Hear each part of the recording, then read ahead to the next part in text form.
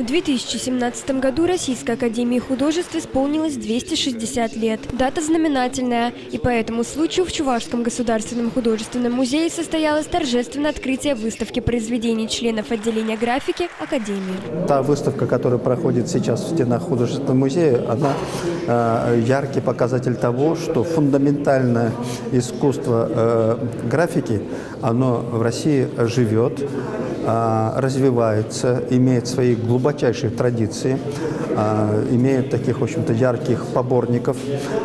И надеюсь, что, в принципе, вот эти традиции и фундаментальная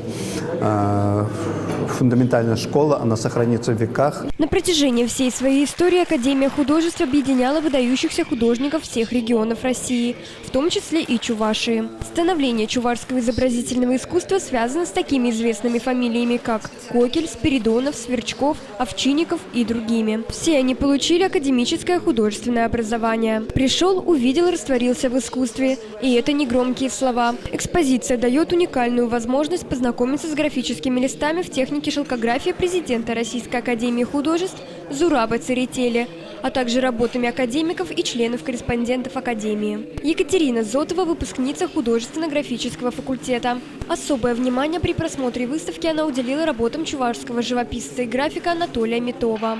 Впечатление восхитительное. Мне нравится Митов по цвету, прежде всего. Очень деликатная, тонкая работа.